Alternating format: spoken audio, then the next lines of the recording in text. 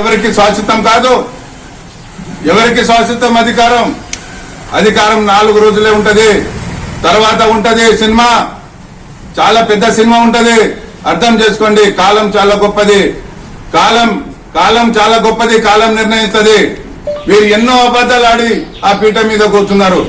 ఇవాళ కళ్యాణ లక్ష్మి తులం బంగారం అన్నారు. ఇవాళ 15,000 రూపాయలు మన రైతులకు రుణమాఫీ 2 లక్షలు అన్నారు. ఇవాళ రైతు బంధు అన్నారు, రైతు బీమా అన్నారు. తీసుకోండి, ఉరికిపోయి బ్యాంకులకు డిసెంబర్ 9వ తారీఖు నాడు మీకు 2 లక్షల రూపాయలు రుణమాఫీ అవుతుందని చెప్పారు. ఇవాళ మా ఆడపడుచులకు 2,500 రూపాయలు అన్నారు.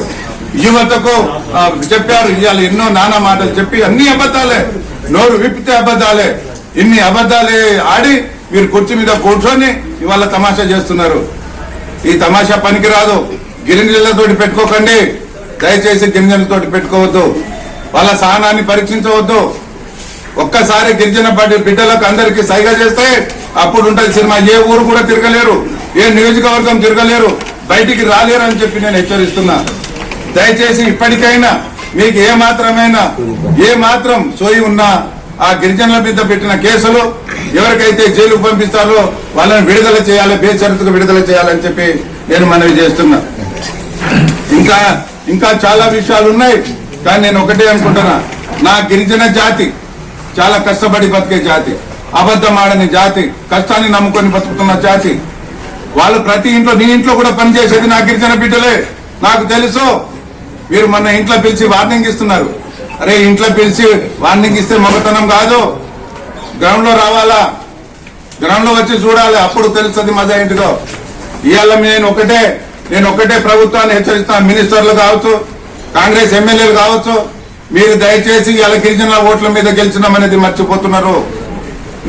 రాబోయే కాలంలో చాలా పరిణామాలు చాలా దారుణంగా ఉంటాయి.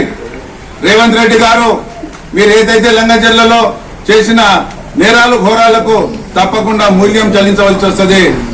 మీరు మర్చిపోకండి. కాలం చాలా గొప్పది, కాలం నిర్ణయిస్తుంది. మీరు కేసీఆర్ గారు కానీ, హరీష్ రావు గారు కానీ గారి గురించి మాట్లాడినా, రావణ గురించి కానీ ఎవరిది ఏమీ పీకలేరు, ఎవ్వడేం పీకలేడు.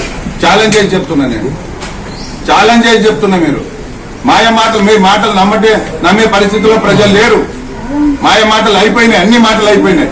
దేవుళ్ళ మీద ప్రామిస్ చేసిండ్రు, అది కూడా మర్చిపోయారు. ఇవాళ కాకుంటే దీపావళి పోయింది, దసరా పోయింది, అన్ని పోయినాయి. మీ మాటలు నమ్మే పరిస్థితిలో ప్రజలు లేరు. రాబోయే స్థానిక ఎలక్షన్ లో మా సత్యంతో సాడతాం.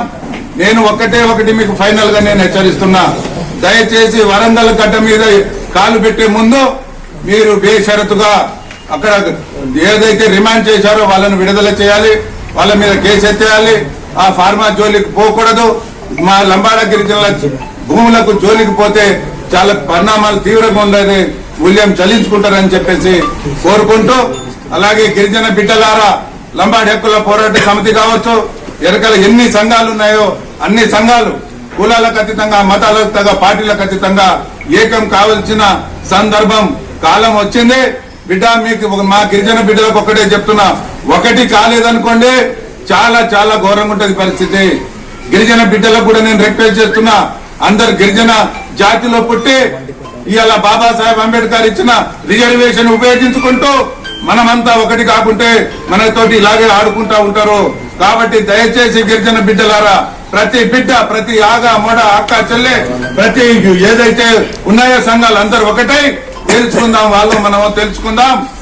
దయచేసి ఒకటి కావాలని చెప్పేసి కోరుకుంటూ, ఈ అవకాశం ఇచ్చిన నా లంబాడి బిడ్డలకు, నా జాతి బిడ్డలకు, నా పార్టీ శ్రేణులకు, నా మీద ఉన్న అభిమానులకు, ప్రతి ఒక్కరికి కోరుకుంటూ, నేను ఏదైతే మాట్లాడినో అది తప్పకుండా రిలే కావాలని నా మీడియా సోదరులకు కోరుకుంటూ, మీ అందరికీ పేరు పేరున హృదయపూర్వక ధన్యవాదాలు తెలియజేస్తూ సెలవు తీసుకుంటున్నా. Thank you so much.